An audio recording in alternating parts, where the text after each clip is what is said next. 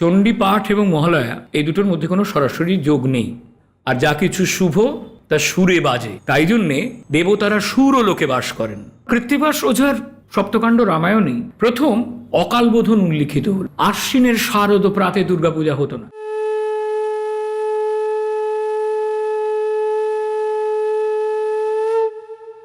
নমস্কার, আমি জয়িত্রী।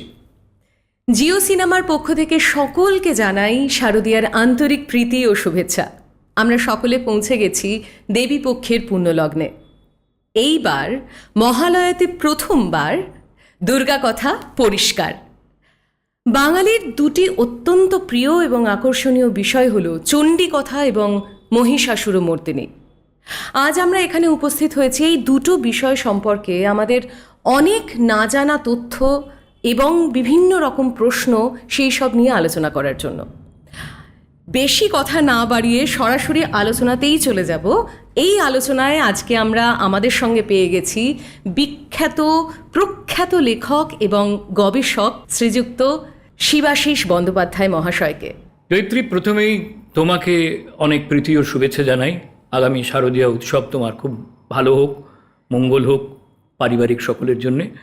আর তোমার মাধ্যমে এই অনুষ্ঠান যারা দেখতে আসছেন সেই দর্শকদেরও জানাই শারদীয়ার অনেক শুভেচ্ছা। আপনারা সবাই ভালো থাকবেন। দুর্গাপুজো মহোৎসবে পরিণত হোক আপনাদের জীবনে। বলো, তুমি কি জানতে চাও? এই যে আমরা বিভিন্ন পুজোর শুরুতে বা বিভিন্ন জায়গায় চণ্ডী পাঠ শুনি বা চণ্ডী পাঠ করা হয়, এর কি গুরুত্ব আছে, মানে কি উপকারিতা আছে, সেটা বিষয়ে আমার খুব জানতে ইচ্ছে করে। চণ্ডী পাঠ এবং মহালয়া এই দুটোর মধ্যে কোনো সরাসরি যোগ নেই। আচ্ছা। দেবীপক্ষের সূচনা হচ্ছে এই ভোরে, মহালয়ার ভোরে, এবং পিতৃপক্ষের শেষ হচ্ছে। আমরা বিশ্বাস করি আমাদের পূর্বপুরুষেরা এই যে নরলোক, যেখানে মানুষ বেঁচে থাকেন, গাঙ্গেয় অববাহিকার এই যে বিরাট স্থলভূমি, তার উপরে যে মানুষ থাকেন, এর খুব কাছাকাছি জায়গায় থাকেন যারা দেবতাদের এন্টারটেইনার এবং সার্ভিস প্রোভাইডার। যেমন অপ্সর, অপ্সরা, গন্ধর্ব, গান্ধর্বী, কিন্নর উপত্যকা আমরা এখনও বেড়াতে যাই। এর ঠিক ওপর থেকে শুরু হয়ে গেল দেবভূমি, যেটা দেখো ত্রিযুগী নারায়ণের মন্দিরে নারায়ণ সাক্ষী ছিলেন, শিব এবং দুর্গা বিয়ে করলেন। সেই মন্দির এখনও ধর্মস্থান। অমরনাথ, সেখান থেকে আমরা আরও পেরিয়ে গেলে শিবের আরেক সহচরীকে পাব, গঙ্গোত্রী গোমুখ। এবং তারও বহু দূরে ব্রহ্মার মানস সরোবর পেরোনোর পর শিবের আসল বাড়ি কৈলাস, যেখানে তিনি পার্বতীকে নিয়ে অবস্থান করেন। এই আশ্বিন মাসের এই পুণ্য লগ্নে পিতৃপক্ষে তারা আসেন উত্তরপুরুষদের কাছ থেকে জলগ্রহণ করতে, তুষ্টি করতে। আচ্ছা। তাই তর্পণ। এবং তর্পণ যে মুহূর্তে শেষ হয়ে গেল, ঠিক তার পর মুহূর্ত থেকে শুরু হয়ে গেল দেবীপক্ষ। মা আসছেন, বাংলার শ্রেষ্ঠ উৎসব আসছে। তখন আমরা চণ্ডী পাঠ করছি। কেন চণ্ডী পাঠ করছি? কারণ দেবী চণ্ডিকার যে পাঠ, তাতে মূলত তোমরা দেখবে যে একটু যদি সংস্কৃত যে ভাষ্যগুলো, সেগুলোকে যদি আমরা একটু সরল করে দেখি, তাহলে দেখব মূলত দুটো জিনিস বলা হচ্ছে। এক, দেবী চণ্ডিকা কী কী করলেন। দেবী চণ্ডিকার মূল কাজ হচ্ছে কিন্তু যুদ্ধ করা। কার বিরুদ্ধে যুদ্ধ? অশুভের বিরুদ্ধে যুদ্ধ। অশুভ কি?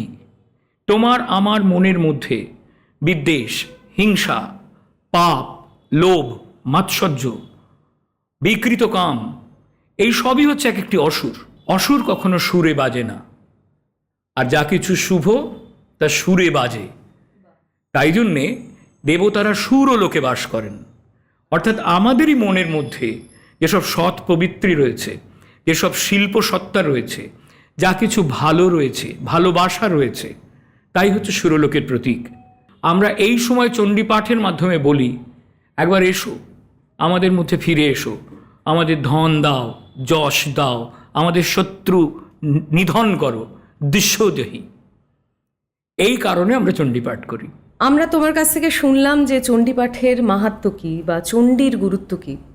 আমার খুব জানতে ইচ্ছে করছে যে আমাদের তো দেবীর অনেক রূপ সম্পর্কে আমাদের জানা, কিছু কিছু জানা, সবটা নয় হয়তো, কিন্তু আমরা বাঙালিরা এই মহিষাসুর মর্দিনী রূপটাকেই কেন বেছে নিয়েছি, বা ওনারই পুজোটা আমরা এইভাবে করি কেন, মানে তার মাহাত্ম্য কি?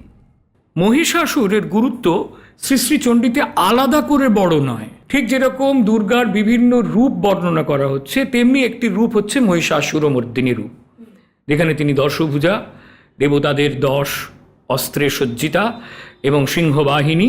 তিনি এক প্রবল যুদ্ধ, যে যুদ্ধের মধ্যে প্রচুর ক্যামুফ্লাজ আছে, ছদ্মবেশ আছে, এবং তার অনেকগুলো অধ্যায় আছে। যুদ্ধ জমতে জমতে জমতে জমতে ঠিক সিনেমার মতন একটা ক্লাইম্যাক্স, যেখানে দেবী মহিষাসুরকে বধ করছেন। মহিষাসুরের এই যে আলাদা গুরুত্ব, এটার পেছনে রয়েছে বাঙালির প্রাণের প্রিয় আদি কবি কৃত্তিবাস ওঝা। কারণ কৃত্তিবাস ওঝার সপ্তকাণ্ড রামায়ণেই প্রথম অকালবোধন উল্লিখিত হল। আশ্বিনের শারদ প্রাতে দুর্গাপূজা হতো না, কারণ রামচন্দ্র সীতা উদ্ধারের আগে আশ্বিন মাসে অকালে বোধন করলেন। ব্রহ্মা সেই পথ নির্দেশ করে দিয়েছিলেন রামচন্দ্রকে। যখন আহুতি দিচ্ছেন, অর্ঘ্য দিচ্ছেন দুর্গাকে রামচন্দ্র, তখন একটি পদ্ম দেবী ছলনা করে সরিয়ে রাখলেন। রাম ভাবলেন আমার তো নীল চোখ, আমি তাহলে সেটাকে উপড়ে দেবো। তখন দেবী ওকে যে রূপে দেখা দেন, সেই রূপটা খুব যেন মহিষাসুরমর্দিনী রূপের কাছাকাছি। এর সঙ্গে মিশে গেল বাঙালির নিজস্ব কল্পনা, বাঙালির শিল্পীদের নিজস্ব কল্পনা।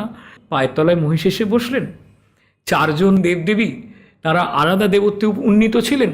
তারা হয়ে উঠলেন বাংলার মানুষের ভালোবাসায় দেবী দুর্গার 4 ছেলে মেয়ে, কার্তিক, গণেশ, লক্ষ্মী এবং সরস্বতী। তারা এসে ওই একচালার প্রতিমার মধ্যে স্থান করে নিলেন। তৈরি হলো মহিষাসুরমর্দিনী দেবী। এই মহিষাসুরমর্দিনী দেবীর পূজা আমাদের যে খুব প্রাচীন এমনটা নয়। আমরা ভাবি যে যুগ যুগ ধরে, শতাব্দীর পর শতাব্দী ধরে এই পুজো হয়ে আসছে, তা কিন্তু নয়।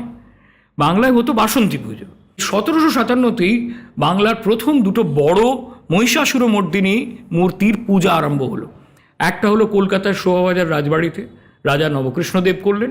আরেকটি হলো কৃষ্ণনগর রাজবাড়িতে ইতিহাস প্রসিদ্ধ নদিয়াধীপ কৃষ্ণচন্দ্র রায় করলেন। তারপর থেকে দুর্গাপূজা বিশাল প্রসারিত হতে লাগলো। আকাশবাণী যখন জাস্ট তৈরি হয়েছে, ঠিক সেই সময় একটা ছোট চম্পু লিখলেন। চম্পু বাণীকুমার। চম্পু মানে হচ্ছে স্কিট, একটা ছোট্ট মিউজিক্যাল প্রেজেন্টেশন। আচ্ছা, সেটা করা হলো। এত উৎসাহ হলো মানুষের যে 1932 সালে প্রথম ড্রাফট হয় এই মহিষাসুরমর্দিনী অনুষ্ঠানের। সেইটাই একটা বলা যায় যে ক্রমাগত এই স্ক্রিপ্টটা পাল্টেছে। তখন তো লাইভ ব্রডকাস্ট হতো, সকালবেলা ওরা ভোর রাত্রির থেকে গিয়ে বীরেনভদ্র তো আগের দিন রাত্রিরে চলে যেতেন, গিয়ে উনি থাকতেন। থেকে সেখানে পরদিন ওরা খুব শুদ্ধ শরীরে গঙ্গা স্নান করে, শুদ্ধ বস্ত্রে, একেবারে পুরোহিতের মতন করে সেজে বীরেনভদ্র বসতেন এবং পাঠ করতেন। এইটা আস্তে আস্তে এমনভাবে ইভলভ করতে লাগলো, প্রায় 30 বছরের বেশি সময় ধরে 3 বন্ধু এই কাজটা করে গেলেন। বীরেন্দ্রকৃষ্ণ ভদ্র, সঙ্গীতে পঙ্কজ কুমার মল্লিক এবং লেখাটা বাণীকুমারের। 3 জনই অসম্ভব প্রতিভাবান মানুষ। তারা অতি সাধারণ মানুষ।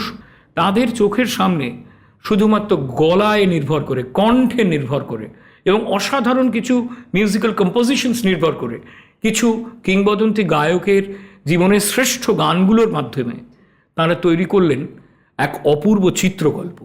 বাণীকুমারের এই যে ন্যারেটিভ, যেটা শুধু স্তোত্রর বাইরে যে কথাগুলো বলছেন, সেটা কাহিনীটাকে আরও সরল করে, দুর্গার অ্যাডভেঞ্চারের কাহিনীকে আরও সরল করে বুঝতে সাহায্য করে।